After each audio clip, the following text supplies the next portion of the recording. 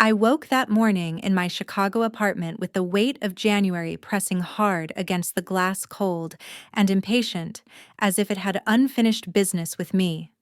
The coffee maker sputtered awake in the kitchen while I reached for my phone half asleep, expecting nothing more than work notifications and another winter weather alert.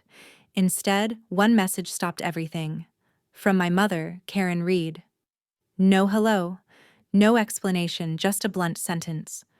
We all agreed that you are no longer welcome in this house for the weekend party. It landed with a dull finality like a lock clicking shut. The house she meant sat in Milwaukee, the same one I had quietly carried on my shoulders for 4 years, $3,500 every month for the mortgage, plus utilities, insurance, emergency repairs. The furnace replacement after winter nearly claimed it. All of it paid by me, because my income made the loan possible, because I was told it was temporary, because family helps family. I had signed as co-borrower on faith-believing promises that my name would be added to the deed later. It never was. Strangely, my heart didn't race. I didn't feel rage or grief, just a sharp, unmistakable clarity. I typed back 3 words. Okay, have fun. Then I opened my banking app. One tap canceled the mortgage autopay. Another shut down the utilities. A third erased the $6,000 party deposit they had assumed I would handle without asking. Each confirmation screen felt precise, controlled, irreversible. In less than a minute, the support line they'd leaned on for years was gone. The apartment stayed quiet except for the steady drip of coffee filling the pot. I set my phone down and watched the final notification disappear, knowing whatever followed would reach them before it reached me. For the first time in years, I wasn't holding anything together anymore, and I wasn't going back. If you've ever been the one quietly carrying everything for your family, only to be told one day that you're no longer welcome in your own home, hit like and subscribe, because from this moment on, the story doesn't just get real, it confronts the truths no one wants to face. Later that afternoon, the apartment still carried the faint scent of morning coffee as I sat down at the kitchen table and opened my laptop. The banking portal loaded instantly, pulling up the dashboard I knew by heart, blue headers, white rows, the quiet record of every transaction I'd let slide through without question. I clicked into the History tab and began scrolling backward month by month, watching the same pattern repeat like clockwork. $3,500 for the mortgage on the 15th of every month. The utilities bundle on the 1st. Property tax escrow deposits that added up faster than I wanted to admit.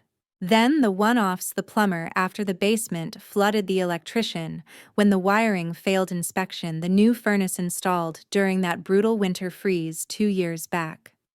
I pulled up a blank spreadsheet and started inputting the figures line by line, no shortcuts. Mortgage totals first, then utilities, repairs, the roof patch after the hailstorm that nearly caved in the garage. The numbers stacked quickly and without mercy. When the rough total finished loading, it stared back at me in bold. More than 90% of every dollar invested in that Milwaukee house had come straight from my account over 4 years. Not a single payment from them. Not one. I minimized the spreadsheet and switched to the old family message thread, the one that used to be full of vacation photos and birthday wishes before it became a ledger of requests. I dragged the scroll bar all the way to the beginning, past the casual updates, until I reached the messages from right after I signed the loan papers. There, it was a cluster of texts from my brother Brian. Mom had written about the roof leaking again, quoted a contractor's estimate, added the usual, "We can't cover this right now." Brian's reply came seconds later. "Good thing we have a useful wallet in the family. Melissa's got us covered, LOL." A string of laughing emojis followed. Mom sent back a simple thumbs up. No one pushed back. No one said it wasn't okay. I read the exchange 3 times, feeling the words settle into something solid and ugly. I took 3 screenshots, full thread timestamps visible, and saved them. I moved to my email inbox next, searching for deed and title. The results loaded in under a second. There was the chain from 3 years ago, Mom writing directly to me. Once things stabilize, we'll get your name added to the deed, promise. We just need the better rate for now, thank you for helping. My reply had been short. Okay, sounds good. After that silence. No follow-up, no appointment with a title company, no notary stamp.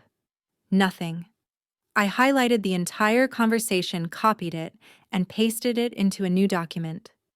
Then I created a folder on the desktop, dragged every screenshot and PDF inside, and named it Evidence. The icon sat there plain and unassuming, but it felt heavier than the laptop itself. Right as I was closing the last tab, a new email notification popped up in the corner of the screen. Subject: Payment failed, Crane Ridge Mortgage. The preview line read, "Your automatic payment of $3,500 due in 2 days could not be processed. Please review your account settings or contact us." I read it once, then again, letting the words sink in. For the first time that whole day, a small, genuine smile tugged at the corner of my mouth. The machine had finally noticed I wasn't there to catch everything anymore. The next morning, a knock echoed through the apartment just as I poured my second cup of coffee. I opened the door to find my dad David standing there, paper cup from the corner cafe in one hand and a Hallmark card in the other. He looked smaller than usual in his worn jacket, the lines around his eyes deeper, like he hadn't slept much. He stepped inside without a word and placed the coffee on the counter. "Black, no sugar," he said quietly, then held out the card. I took it, flipped it open. Inside, in his neat block letters, "Family first. We love you." No name from Mom, just the generic pre-printed sentiment. He sat on the stool across from me, hands folded on the table like he was bracing for a meeting. "Melissa, your mom's really stressed about the weekend party. The caterer's holding the spot, but they need the deposit by tonight. Things are tight right now, and we're hoping you can help like before. Everyone's counting on you." His tone was measured, almost gentle, but I heard the familiar undercurrent, the expectation that I'd fix it the way I always had. I didn't respond immediately. Instead, I walked to the desk and gathered the stack of printed bills I'd organized the night before. Mortgage statements, utility notices, repair invoices, every one addressed to me. I set them down between us in a neat pile, the top sheet showing the latest mortgage payment due. Dad's eyes flicked to the stack. He picked up the first page, scanned the numbers, then placed it back carefully.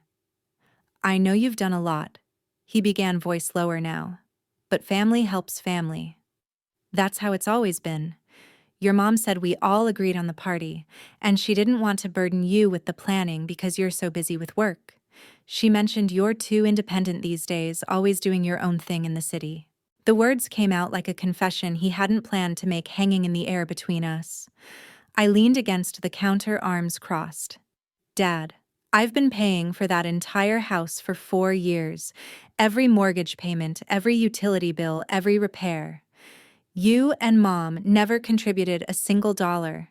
And now I'm not welcome at the party, but you still expect me to cover the $6,000 deposit."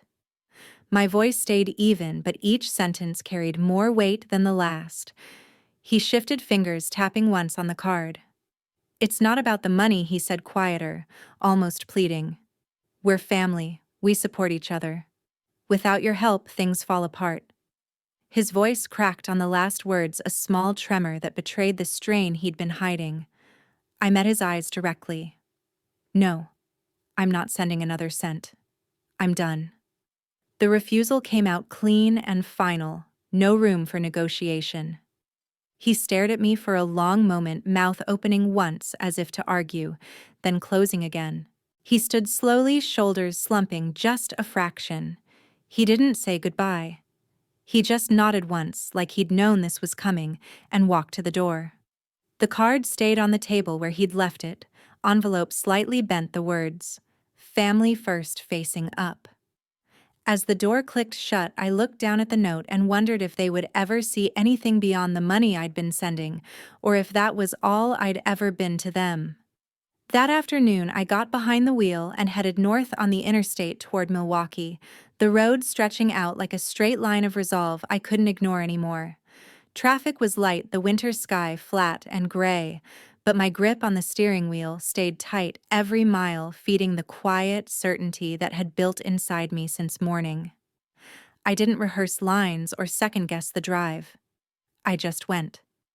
When I pulled into the driveway of the two-story house, the porch light flickered on, automatically catching the early dusk.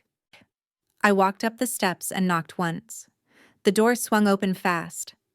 Mom Karen stood in the frame, arms folded across her chest, eyes already sharp. Brian loomed right behind her in the hallway, jaw set like he'd been waiting for this moment. I spoke before either of them could. I drove here to say it face to face. All autopays are canceled.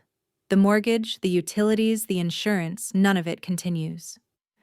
The statement landed clean between us. Mom's posture, stiffened lips pressing into a thin line. Brian took a step forward, voice dropping low. "You'll regret this, sis. You really will. That new car parked out back, I bought it with the extra cash you were sending every month.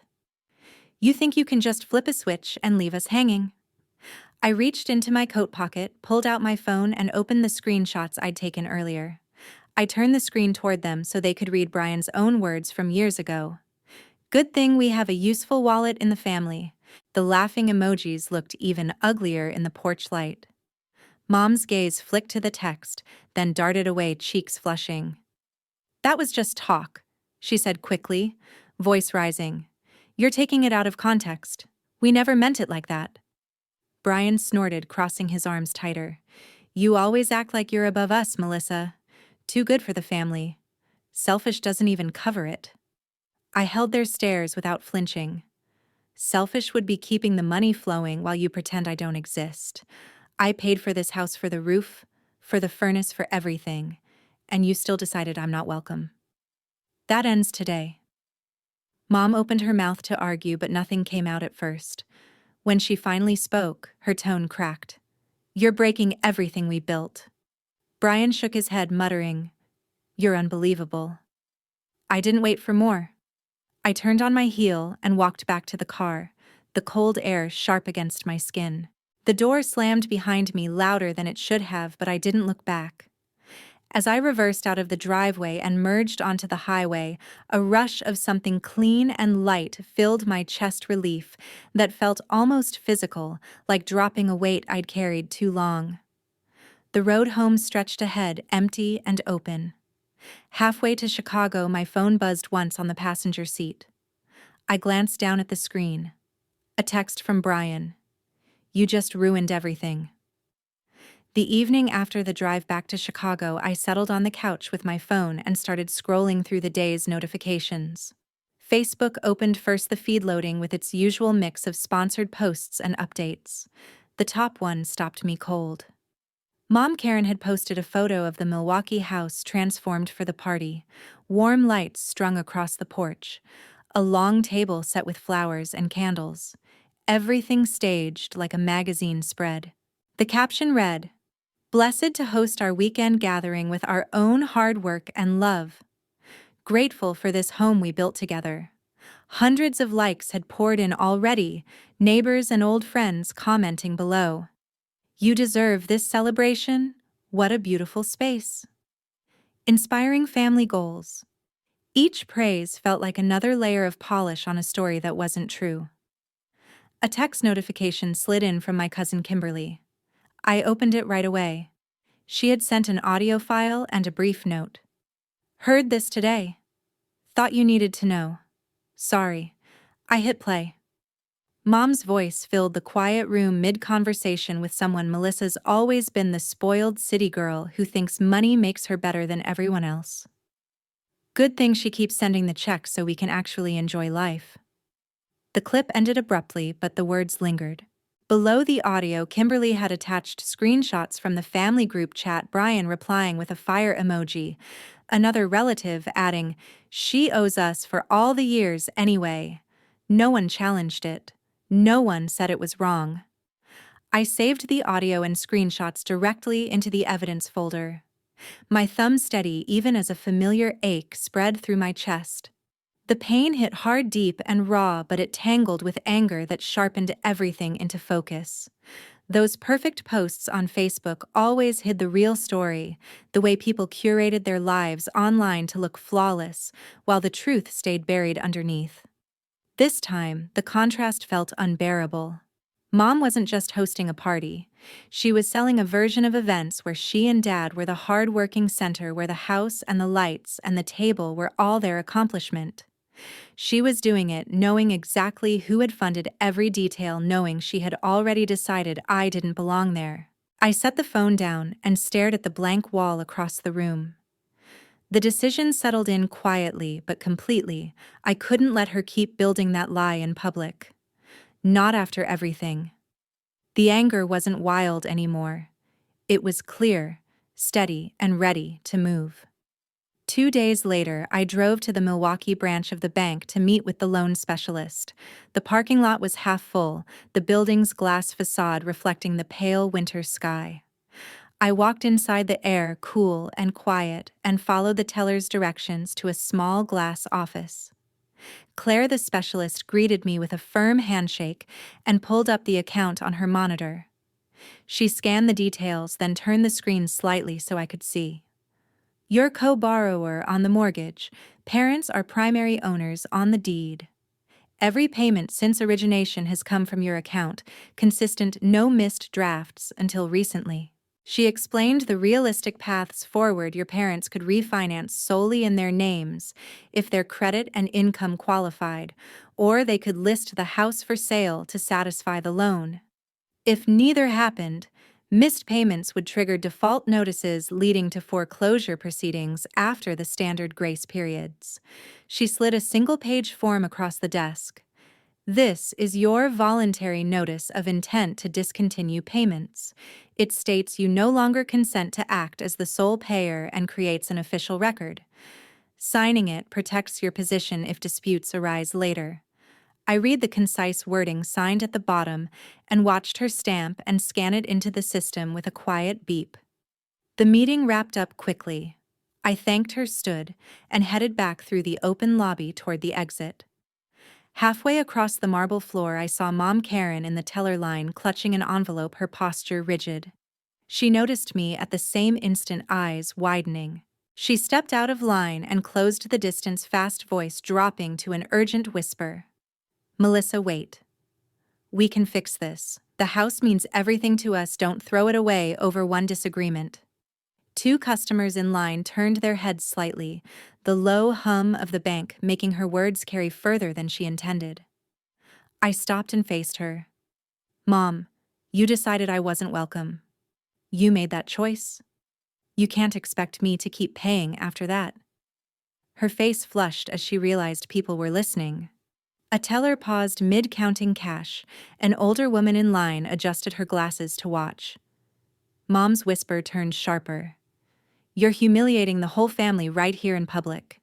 This isn't how we handle things, we keep it private. A few more heads turned, the lobby suddenly feeling smaller. I kept my voice steady, loud enough for anyone nearby to hear.